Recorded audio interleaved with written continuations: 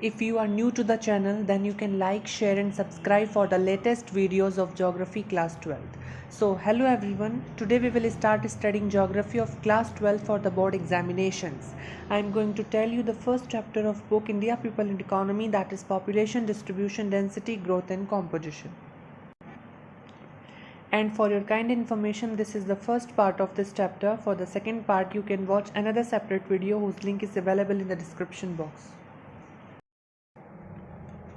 Before starting, I want to tell you that I am going to teach from self-made notes along with the clips of NCERT book. As here it is not possible to read each and every line of the chapter, so you must open your book while watching this video. I am going to show you the paragraph from where I am teaching in the book so that you don't get confused. After going through these notes, you will not need to read the chapter. Yes, you do not have to read the chapter because I had used the bookish language along with the replacement of hard words with their synonyms. If you want to copy these notes, then you can download them from the link which is given in the description box. One more advantage of these notes is that after studying, you will be able to answer all types of questions, whether objective type questions, short questions, and long questions. For the curriculum of geography and to understand the criteria of studies, you can watch my video whose link is also in the description box. जैसा कि मैंने अपनी पिछली video में आपको tips बताते हुए कहा था सोशल साइंस और थ्योरेटिकल सब्जेक्ट्स पढ़ने के कि आपको थ्योरेटिकल सब्जेक्ट्स के चैप्टर्स को स्टोरी वे में नहीं पढ़ना है. So here I am going to tell कि वो स्टोरी वे क्या होता है और आपको किस तरीके से पढ़ना है. स्टोरी वे आप कह सकते हैं आपने फर्स्ट लाइन से चैप्टर के स्टडी करना शुरू किया एंड लास्ट लाइन पर आप जाकर रुक रहे हैं रीडिंग करके, उसे कहेंगे हम कि आप स्टोरी वे में चैप्टर को पढ़ रहे हैं. तो इस वे में हमें चैप्टर को नहीं पढ़ना है क्योंकि इसमें हमें ज़्यादा कुछ समझ में नहीं आएगा. वो एक तरीके से हो जाएगा कि हम कोई ऐसा काम कर रहे हैं जिसमें हमारा इंटरेस्ट ही नहीं है. सो हमें चैप्टर को पार्ट्स में डिवाइड करके पढ़ना है. सो हमारा जो ये चैप्टर है पॉपुलेशन, इसमें 4 वर्ड्स लिखे हुए हैं जिसको इस चैप्टर में डिस्क्राइब किया गया है, जैसे population, distribution, density, growth and composition. So हम इस चैप्टर को 4 पार्ट्स में डिवाइड कर सकते हैं and then each and single part को स्टडी करेंगे तो एक कंप्लीट चैप्टर हम स्टडी कर लेंगे इस तरीके से. सो 4 पार्ट्स में हम इस चैप्टर को डिवाइड कर सकते हैं: population distribution, population density, population growth and population composition. जैसा कि आप सब जानते हैं कि चैप्टर के स्टार्टिंग से पहले हमें एक इंट्रोडक्शन पार्ट दिया जाता है. ये इस चैप्टर का इतना इंट्रोडक्शन पार्ट यहाँ पर दिया गया है. लेट्स हैव अ लुक कि इंट्रोडक्शन पार्ट क्या कहता है. The first line is the people are very important component of a country. Yes, peoples एक अपने आप में रिसोर्स होती हैं, ह्यूमन बींग्स, और ये एक ऐसी रिसोर्स है जो कि नहीं होगी तो बाकी सारी रिसोर्सेज वेस्ट हो जाएंगी. सो पीपल इट्सेल्फ में अपने आप में एक रिसोर्स होता है और एक कंट्री का सबसे इम्पॉर्टेंट कंपोनेंट हम एक इंसान को ही कहेंगे कि वो एक देश की सबसे ज़रूरी चीज़ होती है. India is the second most populous country in the world after China with its total population of 1210 million according to 2011 census. हमारा जो पॉपुलेशन से रिलेटेड डेटा होता है वो सेंसस के थ्रू कलेक्ट किया जाता है. सेंसस को हिंदी में जनगणना कहते हैं. ये हमारा आगे टॉपिक है. लास्ट हमारा सेंसस 2011 में हुआ था. 2011 सेंसस के अकॉर्डिंग इंडिया की टोटल पॉपुलेशन 1.5 करोड़ के आसपास है और पूरे वर्ल्ड में after the China India second number पर आता है टोटल पॉपुलेशन में. Large population puts pressure on the limited resources of the country and also responsible for many socio-economic problems in the country. And as you know, जितनी ज़्यादा population जिस country में होती है उस कंट्री में रिसोर्सेज, क्योंकि हर कंट्री में रिसोर्सेज लिमिटेड हैं, किसी भी कंट्री के पास एक्सेस में रिसोर्स नहीं है एंड ओवर एक्सप्लॉयटेशन की वजह से पूरे वर्ल्ड के रिसोर्सेज डिप्लीट हो रहे हैं. पहले से ही रिसोर्सेज कम है और इतनी ज़्यादा पॉपुलेशन इंक्रीज़ होने की वजह से जो एग्जिस्टिंग रिसोर्स हैं उन पर प्रेशर इंक्रीज़ होता है. और उन प्रेशर इंक्रीज़ होने की वजह से, प्रेशर इंक्रीज़ होने का मतलब है कि जितने लोग हैं उनके अकॉर्डिंग उतनी रिसोर्सेज अवेलेबल नहीं है। सो डिमांड ज़्यादा है और सप्लाई कम हो जाती है रिसोर्सेज की, जिस वजह से बहुत से socio economic problems, socio economic ये एक ही वर्ड है, सोशो इकोनॉमिक्स जो सोशल सोसाइटी से भी जुड़ा है और दूसरा जो इकोनॉमिक्स से भी जुड़ा है, जैसे पॉवर्टी। सो पॉवर्टी हमारे सोसाइटी से भी जुड़ा हुआ है, लोग गरीबी को फेस करते हैं और इस पॉवर्टी की वजह से हमारे इकोनॉमी पर भी बहुत ज़्यादा नेगेटिव इम्पैक्ट्स पड़ते हैं और पॉवर्टी लार्ज पॉपुलेशन का ही सबसे बड़ा कॉन्सिक्वेंस है। सो इस तरह से सोशो इकोनॉमिक प्रॉब्लम्स कंट्री में इंक्रीज़ होती हैं।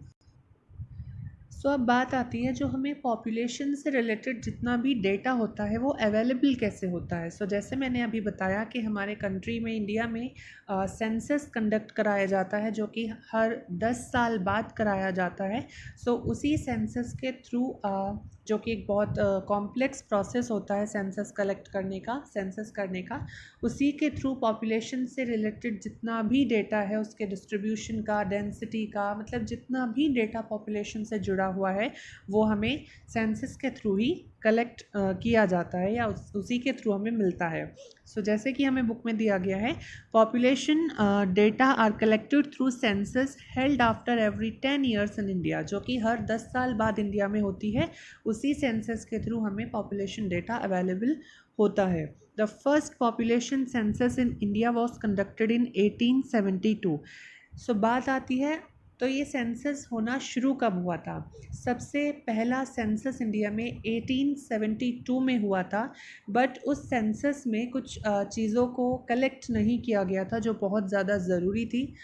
ये तो मुझे नहीं पता वो चीज़ें कौन सी थी, लेकिन कुछ ऐसी चीज़ें थी जो पॉपुलेशन से रिलेटेड कलेक्ट करनी ज़रूरी थी जो सेंसस में नहीं हुई थी। इसलिए उसके 10 साल बाद जब 1881 में सेंसस कलेक्ट किया गया, वो हमारा फर्स्ट एंड कंप्लीट सेंसस था। इसीलिए जो फर्स्ट सेंसस है वो है तो 1872 का, लेकिन कंप्लीट सेंसस है 1881 का।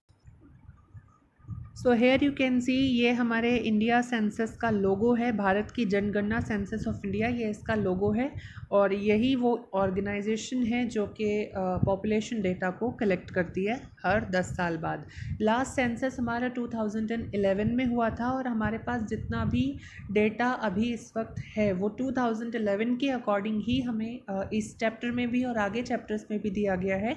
और जो हमारा नेक्स्ट सेंसस है वो 2021 में होगा, जो कि नेक्स्ट ईयर है। सो नेक्स्ट ईयर हमारा न्यू सेंसस कलेक्ट किया जाएगा और उसके अकॉर्डिंग जो भी इन 10 सालों में चेंजेस हुए होंगे वो हमें उसमें पता लग जाएंगे कि कितने पॉपुलेशन पहले से बढ़ी है। ऑब्वियसली बढ़ी ही है, घटी तो है नहीं। और सेक्स रेशो में और इससे जुड़े हुए जितने भी कंपोनेंट्स हैं पॉपुलेशन के, उसमें क्या क्या चेंजेस हुए हैं, तो वो हमें नेक्स्ट ईयर सेंसस जब कलेक्ट होकर हमारे आगे गवर्नमेंट रखेगी सबके सामने, तो उससे हमें पता चल जाएगा। सो अब हमारा फर्स्ट हेडिंग इस चैप्टर की शुरू होती है, that is distribution of population. Population distribution का सिंपल मीनिंग ये है कि पॉपुलेशन किस तरीके से पूरे कंट्री में डिस्ट्रीब्यूटेड है। As you can see in this India political map, इसमें इंडिया के पॉपुलेशन डिस्ट्रीब्यूशन को शो किया गया है 2011 के अकॉर्डिंग। सो यहाँ पर 1 डॉट जो शो करती है वो 2 लाख पर्सनस को शो रिप्रेजेंट कर रही है, शो कर रही है। तो हम देख सकते हैं कि पॉपुलेशन डिस्ट्रीब्यूशन क्या होता है। पॉपुलेशन डिस्ट्रीब्यूशन कि किस स्टेट में कितनी पॉपुलेशन है, सिंपल पॉपुलेशन डिस्ट्रीब्यूशन का ये मीनिंग जाता है। जैसे इफ़ मैं अपने नोट्स की बात करूं तो उत्तर प्रदेश वो स्टेट है इंडिया की जहां पर सबसे ज़्यादा पॉपुलेशन है। उसके बाद महाराष्ट्र, बिहार एंड वेस्ट बंगाल, ये हमारे उसके बाद स्टेट्स हैं जहां पर सबसे ज़्यादा पॉपुलेशन इंडिया में है। अरुणाचल प्रदेश वो स्टेट है इंडिया की जिसमें सबसे कम पॉपुलेशन है, सिर्फ 0.11% पॉपुलेशन अरुणाचल प्रदेश में है। 76% इफ़ हम इंडिया के टोटल पॉपुलेशन की बात करें तो 76% इंडिया की टोटल पॉपुलेशन हमारे Uttar Pradesh, Maharashtra, Bihar, West Bengal, Andhra Pradesh, Madhya Pradesh, Gujarat, Karnataka, Tamil Nadu and Rajasthan states में हैं, जो कि हमारे बहुत साइज़ में बड़े स्टेट्स हैं।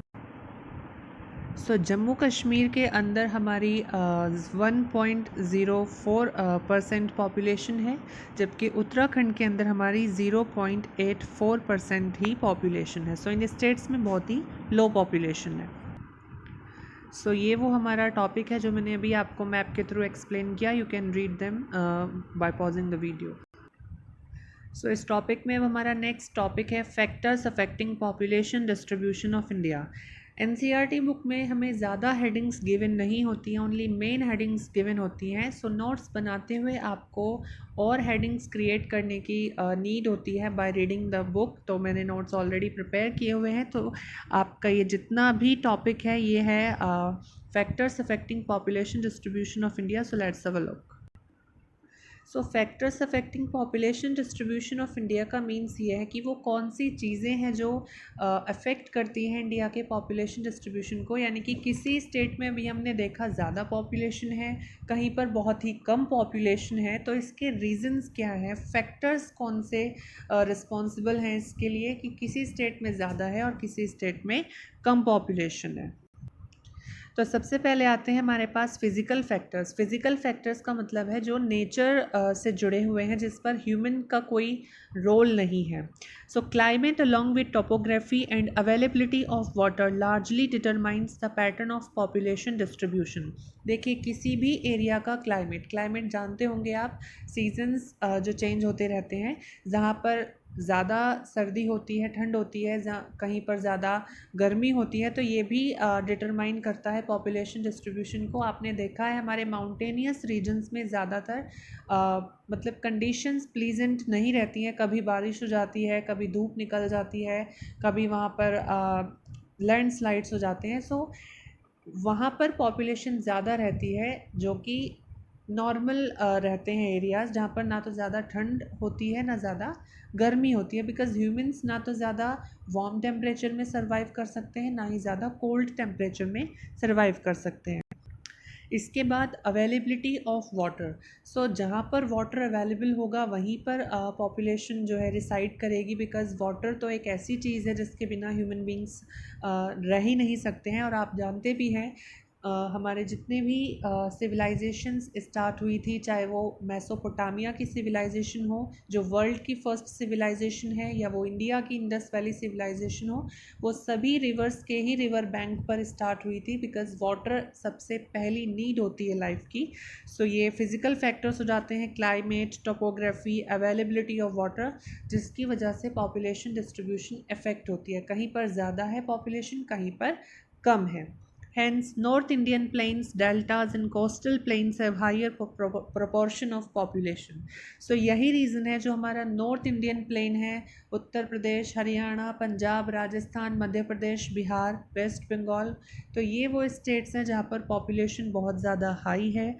डेल्टाज जहाँ पर रिवर ओशियन में जाकर मिलती है, तो वहाँ पर रिवर का कोई डायरेक्शन नहीं होता है, वो पूरी तरीके से फैल जाती है हर दिशा में, उसी को हम डेल्टा कहते हैं। तो इन्हीं एरियाज़ में ज़्यादा पॉपुलेशन आपको मिलेगी। कोस्टल प्लेन्स में साउथ इंडियन स्टेट्स आप देख सकते हैं, महाराष्ट्र है, केरल है, तमिलनाडु है, आंध्र प्रदेश है, उड़ीसा है। तो कोस्टल प्लेन्स जितने भी हैं हमारे, वहाँ पर भी पॉपुलेशन बहुत ज़्यादा हाई है इन्हीं फिज़िकल फैक्टर्स की वजह से। While interior parts of central and southern states, northeastern and hill states in western Rajasthan have low proportion of population. If हम सेंट्रल और सदर्न स्टेट्स की बात करें, तो मैंने अभी बताया कि कोस्टल प्लेन्स पर, कोस्टल प्लेन जानते हैं जो कि समुद्री तट होते हैं, जहाँ से हमारा समुद्र शुरू होता है। उसके थोड़े थोड़े एरियाज़ में ही पॉपुलेशन हमें मिलेगी। लेकिन जो सदर्न स्टेट्स का इंटीरियर पार्ट है, बीच वाले जो डिस्ट्रिक्ट्स होंगे, वहाँ पर बहुत ज़्यादा कम पॉपुलेशन है। इसके बाद जो हमारी नॉर्थ ईस्ट की 7 स्टेट्स हैं, because of the hill states हैं, वो वहाँ पर माउंटेन ही माउंटेन है, इस वजह से वहाँ पॉपुलेशन बहुत ज़्यादा कम है। देन हमारे जो नॉर्थ के हिल स्टेट्स हैं, जम्मू कश्मीर, हिमाचल प्रदेश, उत्तराखंड, यहाँ पर भी पॉपुलेशन बहुत कम है। और वेस्टर्न राजस्थान, जैसा कि आप जानते हैं, वहाँ पर हमें डेज़र्ट, थार डेज़र्ट मौजूद है, रेगिस्तान है, तो वहाँ भी पॉपुलेशन हमारी कम है। However, development of irrigation in Rajasthan, availability of minerals in Jharkhand, and development of transport network in peninsular states resulted in moderate to high proportion of population. लेकिन अब क्योंकि इतना ज़्यादा डेवलपमेंट हो चुका है, राजस्थान में पहले फार्मिंग भी नहीं हो पाती थी because of the wind and solar energy वहाँ पर ज़्यादा मौजूद है, लेकिन वाटर की वहाँ पर शॉर्टेज है। तो इरिगेशन सिस्टम वहाँ डेवलप हो चुका है। इंदिरा गांधी कैनल वहाँ डेवलप हो चुकी है, जो आपका इसी बुक का चैप्टर 9 है उसमें आप पढ़ेंगे। इसके बाद झारखंड का जितना भी छोटा नागपुर प्लेट्यू का एरिया है, वहाँ पर बहुत ज़्यादा मिनरल्स अवेलेबल हैं, जिसकी वजह से वहाँ पर इंडस्ट्रीज़ सेटअप हो गई हैं। एंड देन इंडस्ट्रियलाइजेशन के साथ साथ अर्बनाइजेशन भी वहाँ शुरू हो गया है। इसके बाद हमारे जो पेनिनसुलर स्टेट्स हैं, यानी कि जो सदर्न स्टेट्स हैं, वहाँ भी अब पॉपुलेशन मॉडरेट लेवल से हाई लेवल में पहुँच चुकी है because of the industrialization and development in transport and communication network.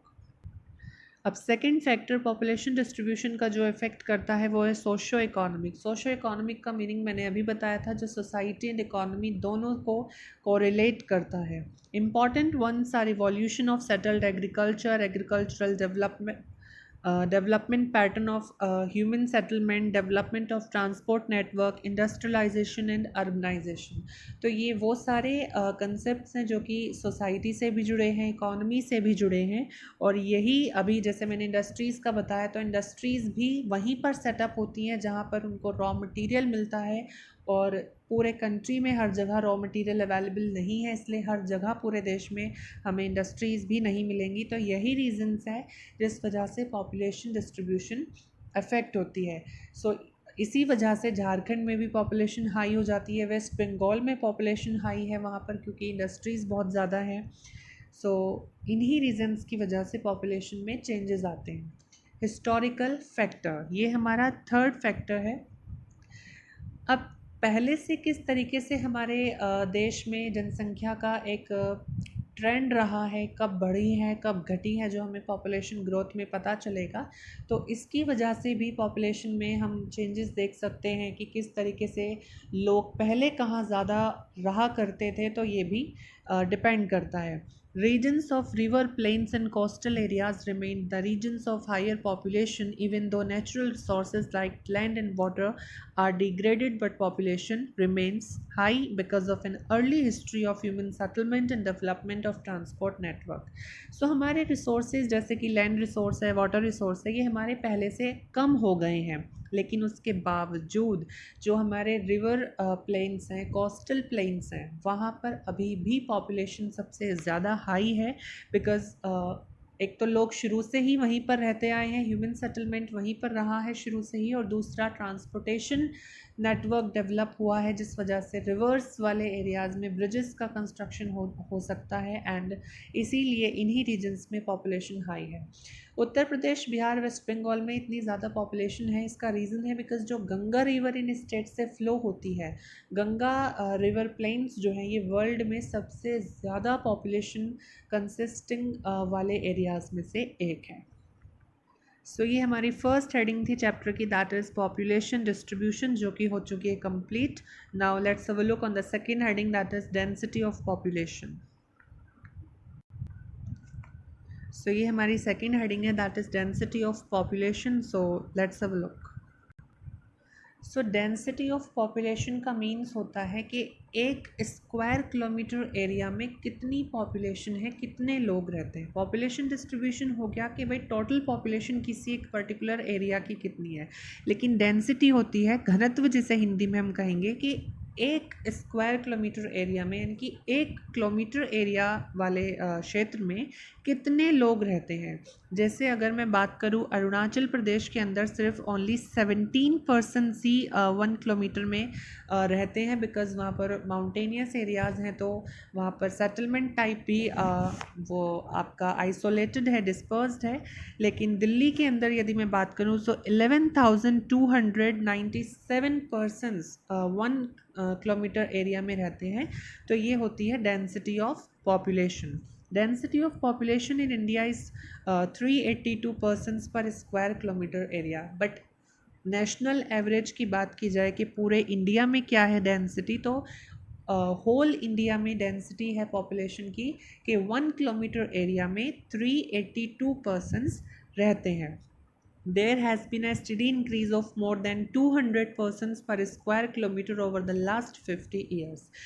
और एज यू नो ये ट्रेंड है पॉपुलेशन डेंसिटी में कि पिछले 50 साल में इंडिया के अंदर जो पॉपुलेशन डेंसिटी यानी कि 1 किलोमीटर में पहले जितने भी लोग रहते थे उसमें 200 लोग ज़्यादा हो गए हैं, यानी कि पहले से अब 200 लोग ज़्यादा 1 स्क्वायर किलोमीटर एरिया में इंडिया में रहते हैं. सो ये शो करता है कि हमारी पॉपुलेशन कितनी तेज़ी से इंक्रीज़ हो रही है.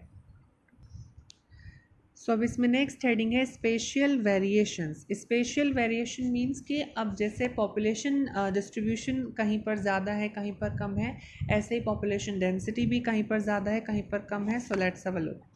In northern states, Bihar has highest population density followed by West Bengal and Uttar Pradesh.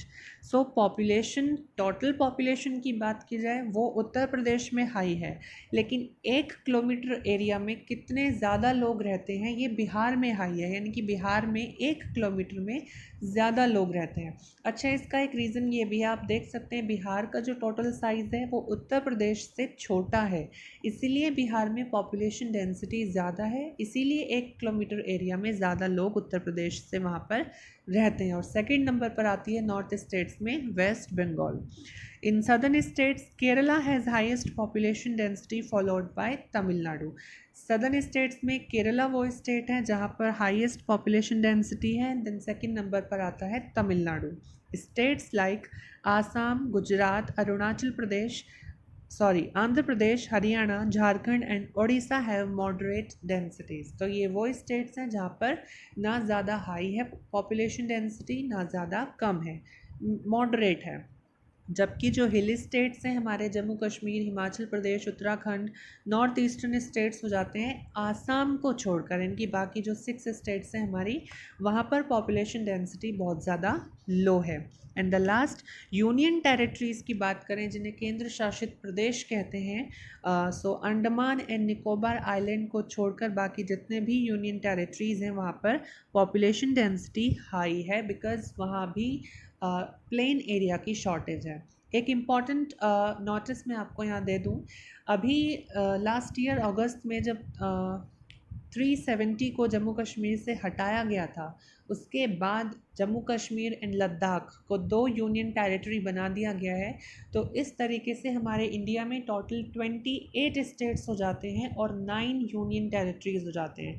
But क्योंकि हमारे एनसीईआरटी बुक्स पहले के ही पब्लिश हुए हैं और इस ईयर के जो पेपर बच्चे देंगे वो यदि मेरी वीडियो देख रहे हैं तो उनके लिए है कि सो डोंट गेट कन्फ्यूज्ड, आप जम्मू कश्मीर को एक स्टेट ही कंसिडर करेंगे, लेकिन शायद जो अब आने वाला सेशन है मेनली 2020 एंड 21 का, उन बच्चों के लिए ये चेंज हो जाएगा कि उनको जम्मू कश्मीर को एज अ स्टेट नहीं बल्कि जम्मू कश्मीर और लद्दाख को 2 यूनियन टेरिटरीज़ के तौर पर स्टडी करना होगा. तो उनका डेटा अभी अवेलेबल नहीं है सेपरेट, तो वो नेक्स्ट ईयर सेंसस में ही अवेलेबल हो पाएगा. The density of population measure the human and land relationship. Of course density का मतलब हम यही समझ रहे हैं कि 1 किलोमीटर एरिया में कितने लोग रहते हैं. सो 1 किलोमीटर एरिया मतलब कि लैंड सरफेस, एंड कितने लोग रहते हैं दैट इज़ ह्यूमन. सो ये लैंड और ह्यूमन के बीच के रिलेशनशिप को शो करता है. Hence the following density are important to understand this. जैसे population density है इसी तरीके से और भी कई तरह के densities होते हैं जो कि important हो जाते हैं because human और land के बीच की relationship को density show करती है. So 2 important densities जो होती हैं that is physiological density and agricultural density. Physiological density का फॉर्मूला है total population divided by net cultivated area. Net cultivated area का मीन्स ये है जो एरिया कल्टिवेशन के लिए सुटेबल है, उस पूरे एरिया पर जितने लोग काम करते हैं वो, और टोटल पॉपुलेशन कितनी है जो मतलब अवेलेबल है उस एरिया में, तो उसको यदि हम डिवाइड करेंगे उनसे जो लोग काम कर रहे हैं कल्टिवेशन कर रहे हैं, सो उसे हम फिजियोलॉजिकल डेंसिटी कहेंगे कि कितने लोग फिजिकल वर्क या ऑर्गन से लैंड पर काम कर रहे हैं.